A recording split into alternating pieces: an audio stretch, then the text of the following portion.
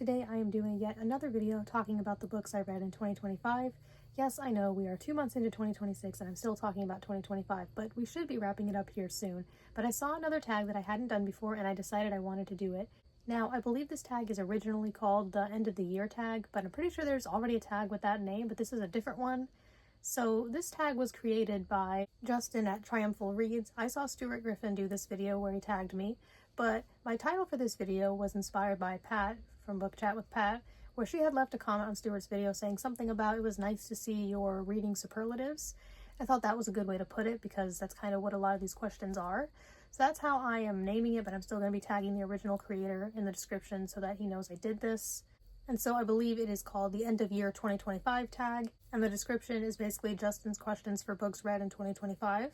I do also have a rule that I'm doing in answering these questions. So a lot of these questions, I will just have the same answer. And so if I have the same answer for a question, I'm going to still say the original book I was going to say, but then add another book that I have not yet mentioned, so that I'm not just saying the same 3 books over and over again. So that's how I'm going to do this. So a lot of these questions are very simple and straightforward, like the most, best, worst, things like that. So the first is the longest book you read. The longest book I read in 2025 was Breaking Dawn by Stephanie Meyer, the 4th and final book in the Twilight Saga. This paperback edition that I read from is 642 pages, and I have a document with some statistics of the books I've done individual reviews of on here, and this is in the top 3 of the longest books I've reviewed so far. And I quite enjoyed this book, so thankfully I didn't mind its length. It's kind of interesting thinking about how I read a book that was this long and didn't mind it, and I know I read it in under a month, which is pretty good for me. So that was the longest book I read. The shortest was this children's picture book called The First Rock Star on Mars by James DeNanno. I listened to the audiobook of that and it was only about 5 minutes long. I had listened to it because the narrator is the singer of Sleeping with Sirens. So I was like, yeah, I'll use this credit that I have from this Audible trial to listen to that as my second book. The third question is new favorite author. There were quite a few, and I just recently made a video about some contenders, some authors I read for the first time in 2025. Some I only read 1 book of, and some I read more than that, who I think can become some of my favorite authors in the future, but some I'm more sure of than others. More recently, I am quite sure that Alice Oseman is becoming one of my favorite authors if she's not already, so she was definitely my favorite from 2025 overall. So far, I have read the first 5 books in her Heartstopper series. The 6th one's not out yet. I've read the novella that takes place in the Heartstopper universe this winter. And I've read the Heartstopper yearbook just recently, although that was in 2026. But I definitely plan on reading more of her books, and I've really been enjoying them. The 4th question is Made You Happy. So this is going to be my first time mentioning This Song Is Not For You by Laura Nowlin, my favorite book that I read in 2025, and just currently my favorite book. So this book definitely made me happy. I really enjoyed it, and I felt good after finishing it. I don't always enjoy books as much as I enjoyed this one, but this was one where I just remember having moments where I was really enjoying it. Question 5 is Most Depressing. So some of these prompts I have a few answers for, even when it's not involving the repeat rule. I am answering this prompt with 3 books. So 1 would be Sunrise on the Reaping by Suzanne Collins. This is definitely a very sad book. At the very least, I would say it ends with a hopeful tone, but a lot of what happens in here is quite sad, but at least it's not like completely hopeless. World War Z by Max Brooks was also quite depressing and cynical, but unlike Sunrise on the Reaping, I didn't enjoy this one. And I don't know if I'd say it ended very hopeful, not that I can remember. So this one was like depressing in the story's depressing way, and I also didn't quite like it either. I wouldn't say it made me feel depressed, other than the fact that I was bored. It was more of bored and frustrated than saddened by it. But yeah, this book doesn't exactly have a positive tone, which is fine. Books don't need to be positive all the time, especially if they're dealing with big topics like war. I'm not expecting this book to be light. I'm just saying it was depressing, and I'm answering to this prompt. And I'm also going to say The Catcher in the Rye by J.D. Salinger. That had also very much a depressing, cynical tone. I understood why. All these books, I understand why they're depressing. I'm not complaining that they are. I'm just answering the prompt. And yeah, The Catcher in the Rye is pretty depressing. The 6th prompt is the book you've thought about the most. So here we have our first repeat. And as this video goes on, I think you will see why I made that rule for myself. So this is the first time I'm going to be saying This Song Is Not For You again. I feel like I've definitely thought about it a lot since it came out. But I feel like I've also thought quite a bit about Fahrenheit 182 by Mark Hoppus as well. And this was the book that started me getting that Audible trial. It was like maybe 99 cents for 3 months or something like that. So I did that so I could listen to an audiobook of this when it came out and read the physical copy, which I don't normally do, but that was a very enjoyable experience for this. And then I used the second credit on the first rock star on Mars since I had it available. Question 7 is a favorite cover. This is a fun question. I quite like talking about nice book covers. I think that On Lavender Tides by Travis Emerald has a very pretty cover. I love the colors. The blue sky and the purple ocean look so nice together. And there's some detail with some of the characters in the book and one of the creatures in it. Looks very nice on the back as well. The spine looks nice. I think it all goes really well together. Very pretty. A lot of detail was put into it.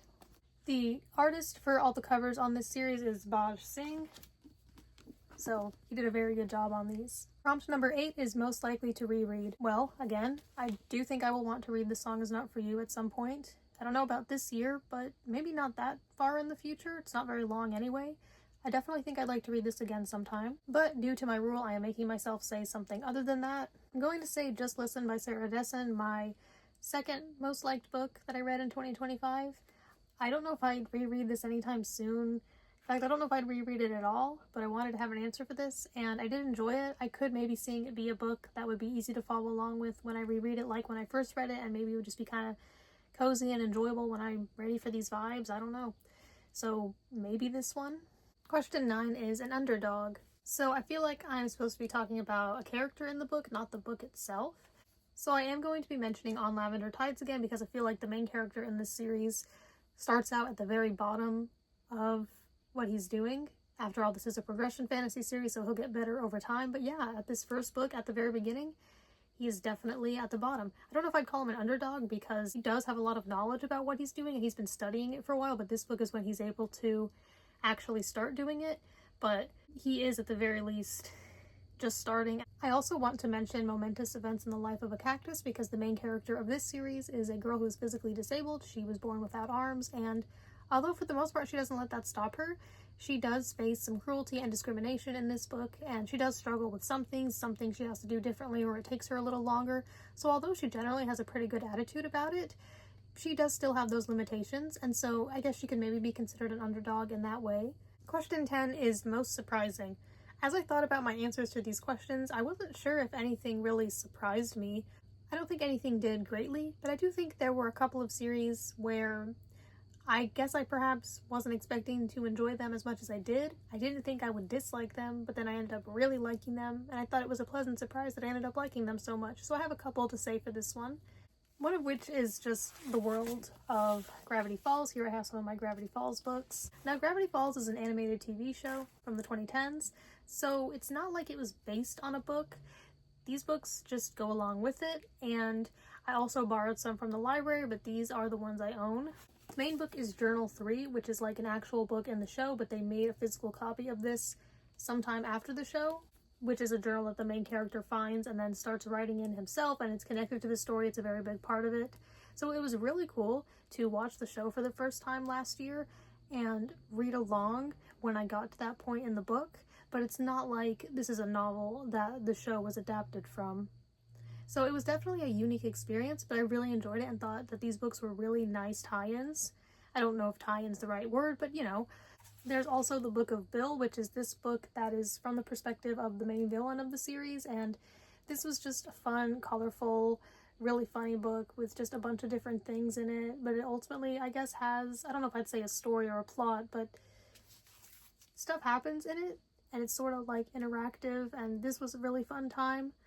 But I didn't quite include these books in my top 10 of 2025 because they're not like novels that you can just read and understand. It would be better to watch the show first so you have any idea what's going on. There's also Gravity Falls Lost Legends. This is a collection of, I think, 4 comics that are exclusive to this book. They're not like stories from the show that were adapted into this book. They're all new stories, so that was very cool. I really enjoyed that. I think I read that in like one sitting. And then I also have Dipper and Mabel and the Curse of the Time Pirate's Treasure. This is a choose your own adventure type of book, although they're calling it at the bottom a select your own choose venture.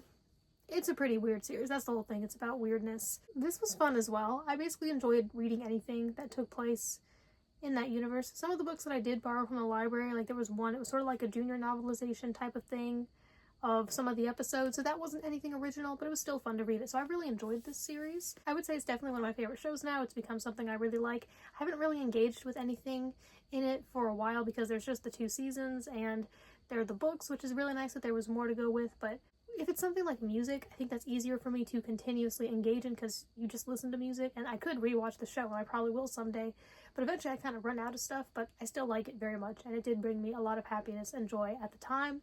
I still like it and remember it fondly whenever I think of it, but I haven't been thinking about it a whole lot recently. But yes, I did develop quite a love for Gravity Falls in 2025. And I also want to mention the Heartstopper series by Alice Oseman. I had heard about it, I wanted to try it, so I borrowed the first graphic novel from the library. I wasn't sure if I'd like it.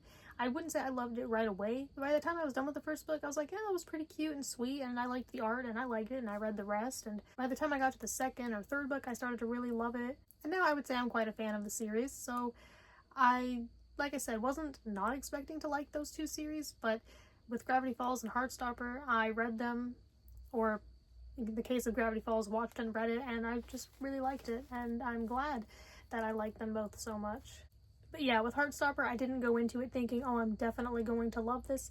It sounded like something I would maybe like, but I had to give it a chance, and I did. Prompt number 11 is Most Frustrating. This Song Is Not For You is not the only book on this list that is the reason for the repeat rule. I think World War Z is definitely one of those as well, as like I said, this was kind of frustrating for me just in the sense that I didn't really enjoy it. I enjoyed very little of this. There were a few good lines about things I'm like, yeah, that's true, or that's relevant, and maybe this is more for other people than me, but it just was not my thing. You might think, well, why'd you force yourself through? Because somebody else wanted me to read it. So if somebody else wants me to read a book, I'm more likely to get through it for them.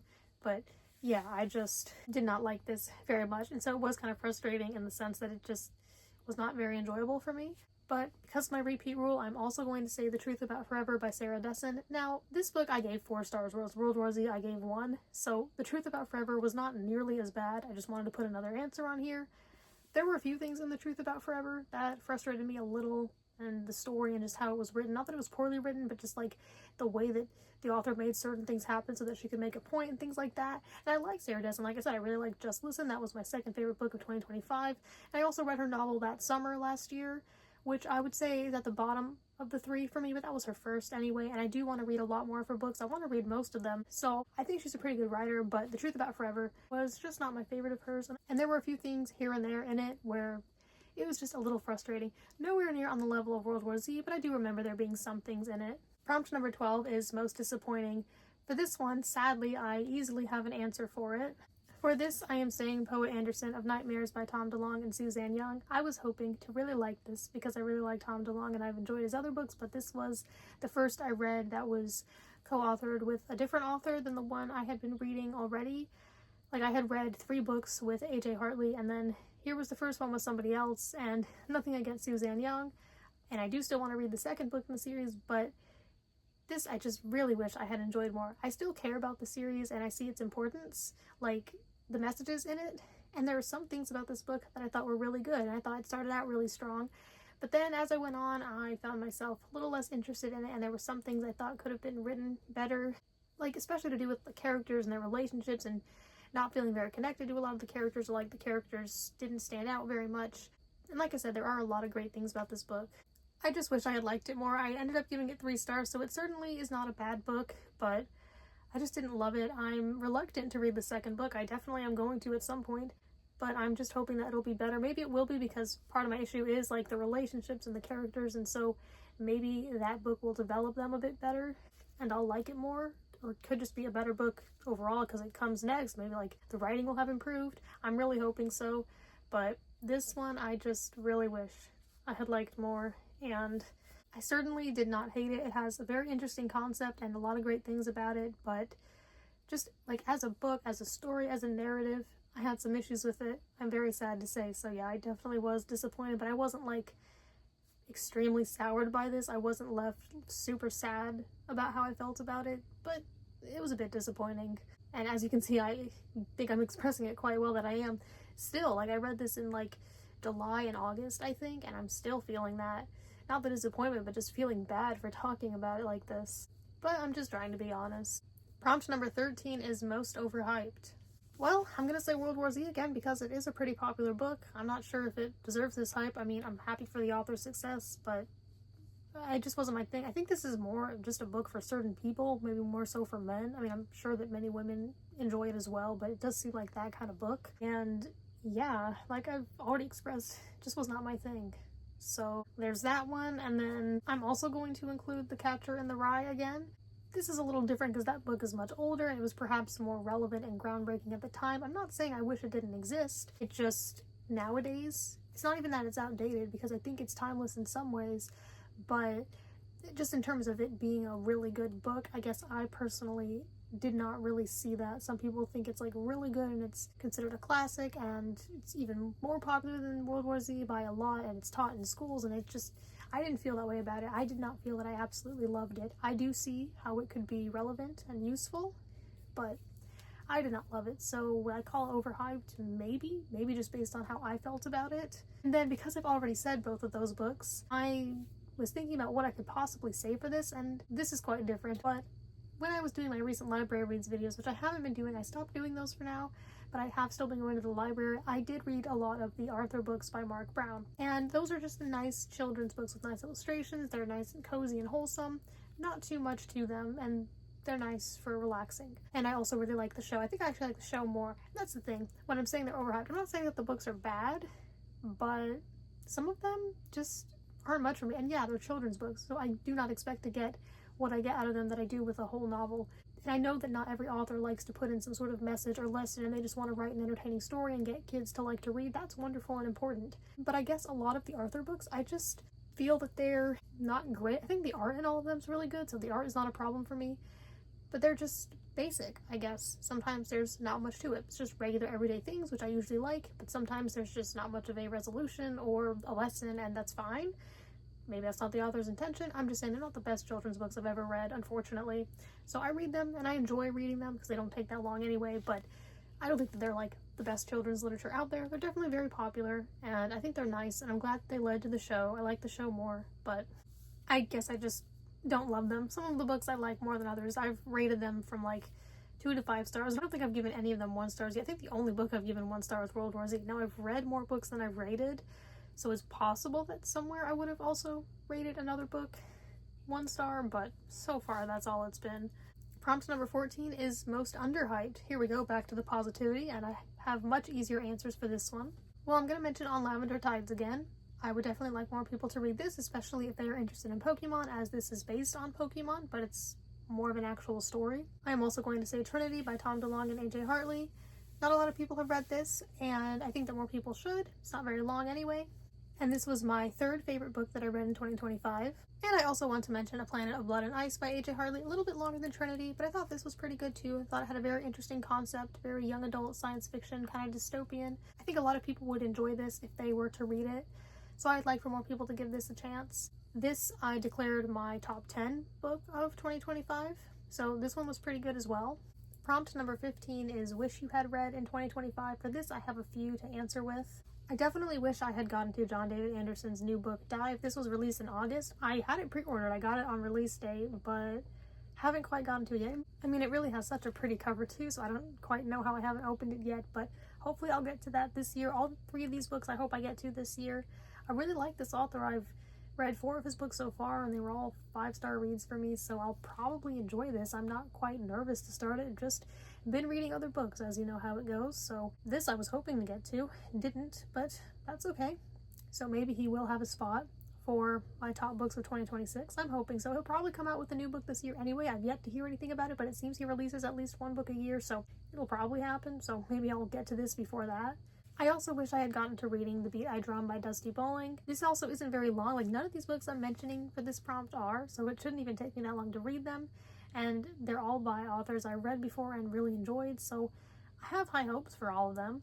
But yeah, I hope to get to this year.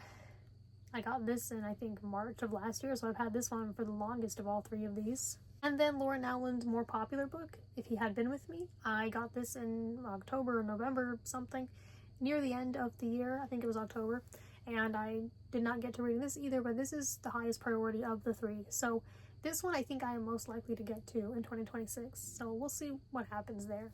The last prompt is tag some people. As usual, I'm just saying whoever wants to do this. It is kind of getting in there in the year, so if you want to save this for next year, I guess you could. I don't think any of these are really needed to be answered in 2025 or about that year. And anyway, thank you for watching.